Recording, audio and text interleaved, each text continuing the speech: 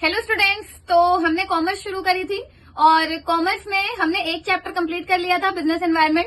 कल के वीडियो में हमने नया चैप्टर शुरू किया था जो था कैपिटल, और कैपिटल चैप्टर के नाम में ही था फिक्स्ड और वर्किंग। हमने कल के वीडियो में सिर्फ कैपिटल की मीनिंग और फाइनेंशियल प्लानिंग पढ़ी थी। आज हम कैपिटल स्ट्रक्चर और जो मेन लेसन का नेम था फिक्स्ड और वर्किंग, यानी कि टाइप ऑफ कैपिटल पढ़ेंगे कि फिक्स्ड कैपिटल क्या होती है और वर्किंग कैपिटल क्या होती है। उनके फैक्टर्स पढ़ेंगे कि कौन कौन से फैक्टर्स होते हैं जो उन्हें अफेक्ट करते हैं, उनकी रिक्वायरमेंट किस हिसाब से होती है।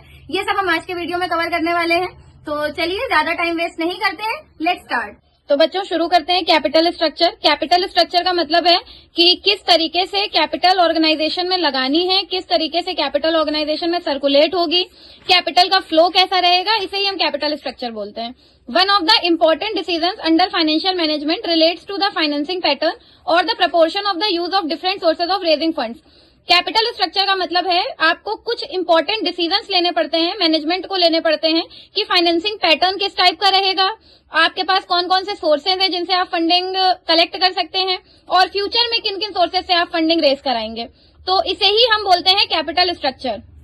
कैपिटल स्ट्रक्चर के टाइप या कैपिटल के टाइप्स, दो टाइप की कैपिटल यूज होती है ऑर्गेनाइजेशन में, एक होती है फिक्स्ड और एक होती है working capital.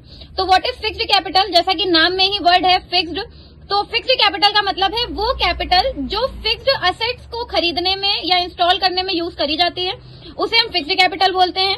Fixed capital refers to the funds required for acquisition of fixed assets. Fixed assets को एक्वायर करने में जो भी कैपिटल यूज होती है उसे हम फिक्स्ड कैपिटल बोलते हैं। इसे ब्लॉक कैपिटल भी बोला जाता है। तो फिक्स्ड कैपिटल आए या ब्लॉक कैपिटल आए, मतलब दोनों का सेम ही होता है। तो वो फैक्टर्स जो अफेक्ट करते हैं फिक्स्ड कैपिटल को, पहला है नेचर ऑफ बिजनेस, किस तरीके का आपका बिजनेस है। अगर आपका बिजनेस लार्ज स्केल पे है और आप बिजनेस को बहुत ज्यादा एक्सपेंड करना चाहते हैं फ्यूचर में, तो जो लार्ज स्केल बिजनेस होता है उसमें फिक्स्ड असेट्स की रिक्वायरमेंट ज्यादा होती है, और क्योंकि उसमें फिक्स्ड असेट्स की रिक्वायरमेंट ज्यादा होती है और बहुत लार्ज स्केल पे चीजें अरेंज करी जाती हैं, इसलिए उसमें कैपिटल ज्यादा लगती है। नेक्स्ट है scale of operations. Scale of operations का मतलब है कि आपके बिजनेस में किस तरीके से चीजें ऑपरेट हो रही हैं, किस तरीके से काम हो रहा है, क्या क्या चीजें हो रही हैं, उसको स्केल ऑफ ऑपरेशंस बोला जाता है। मतलब अगर आपके ऑर्गेनाइजेशन में लार्ज स्केल पे चीजें हो रही हैं या फिक्स्ड या मशीनरी का वर्क ज्यादा होता है तो आपको मशीन की रिक्वायरमेंट ज्यादा होगी। अगर लेबर से काम ज्यादा होता है तो आपको मशीन की रिक्वायरमेंट कम होगी। तो उसी हिसाब से आपको कैपिटल अरेंज करनी है। नेक्स्ट है टेक्नोलॉजी अपग्रेडेशन, क्योंकि टाइम टू टाइम टेक्नोलॉजी जो होती है वो अपग्रेड हो जाती है और जो पुरानी वाली टेक्नोलॉजी है वो आउटडेटेड हो जाती है। क्योंकि आपकी टेक्नोलॉजी आउटडेटेड हो गई है और आपको कंपटीशन में बने रहना है, इसके लिए आपको टेक्नोलॉजी को अपग्रेड करना पड़ता है, यानी कि नई टेक्नोलॉजी इंस्टॉल करानी पड़ती है, जिसके लिए आपको फिक्स्ड कैपिटल की जरूरत होती है। नेक्स्ट है ग्रोथ प्रोस्पेक्ट्स, किस तरीके की ग्रोथ है, कैसा क्या आगे भविष्य में है, आप किस तरीके का गोल लेके चल रहे हैं, आपके क्या ऑब्जेक्टिव्स हैं फर्म को लेकर। तो अगर आप चाहते हैं कि आपकी बिजनेस ऑर्गेनाइजेशन लॉन्ग रन में सर्वाइव करे और फ्यूचर में किसी तरीके की कोई दिक्कत नहीं आए, तो आपके ग्रोथ प्रोस्पेक्ट्स बहुत क्लियर होने चाहिए फिक्स्ड कैपिटल को लेकर।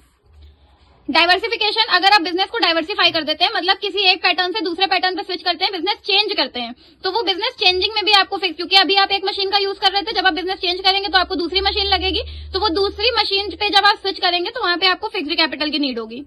लास्ट है फाइनेंसिंग ऑल्टरनेटिव्स। फिर आपको अगर और दूसरा किसी तरीके से फाइनेंस करवाना है, आपको फंडिंग समझ में नहीं आ रही है, आपको किसी दूसरी ऑर्गेनाइजेशन से फंडिंग करानी है, या फिर आपके पास कोई फिक्स्ड असेट्स है और आपको ऐसा लगता है कि आपके पास वो ज्यादा है या आप उसे बदल के दूसरा लेना चाहते हैं, तो उसके लिए भी आपको फिक्स्ड कैपिटल की नीड होती है। तो ये तो हो गए वो सारे फैक्टर्स जो अफेक्ट करते हैं फिक्स्ड कैपिटल को। नेक्स्ट हम लोग आते हैं बच्चों वर्किंग कैपिटल क्या होती है। तो वर्किंग कैपिटल, जैसा कि नाम में वर्किंग है, तो ये बिजनेस में डे टू डे जो भी एक्सपेंसेस होते हैं उनके लिए यूज करी जाती है, इसे ही हम वर्किंग कैपिटल बोलते हैं। Working capital denotes are ready amount of fund available for carrying out the day to day activities of a business enterprise. किसी भी बिजनेस एंटरप्राइज की जो डे टू डे एक्टिविटीज होती है उनमें जो भी पैसे फंड्स यूज करे जाते हैं उन्हें ही हम वर्किंग कैपिटल बोलते हैं। अब देखते हैं उनके कौन से फैक्टर्स हैं जो वर्किंग कैपिटल को अफेक्ट करते हैं। One is business cycle.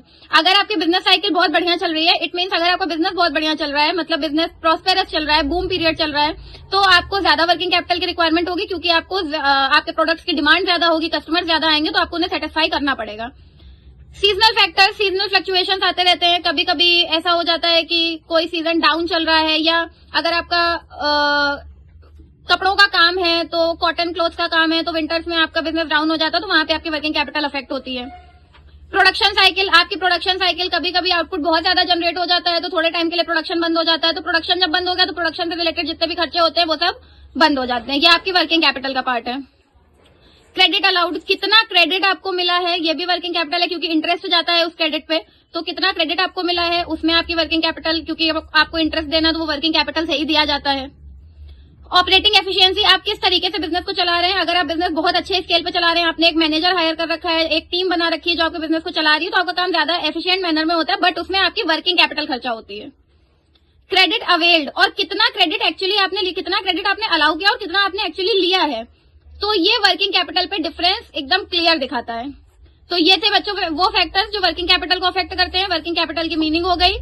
Students, ये था आज का वीडियो और इसमें हमने कैपिटल चैप्टर को पूरा कंप्लीट कर दिया। हमने फिक्स्ड कैपिटल पढ़ लिए, उसके फैक्टर्स पढ़ लिए, हमने कैपिटल स्ट्रक्चर पढ़ लिया, हमने वर्किंग कैपिटल पढ़ लिया और उसके भी फैक्टर्स पढ़ लिए कि कौन कौन से फैक्टर्स होते हैं जो कैपिटल को बिजनेस ऑर्गेनाइजेशन में अफेक्ट करते हैं।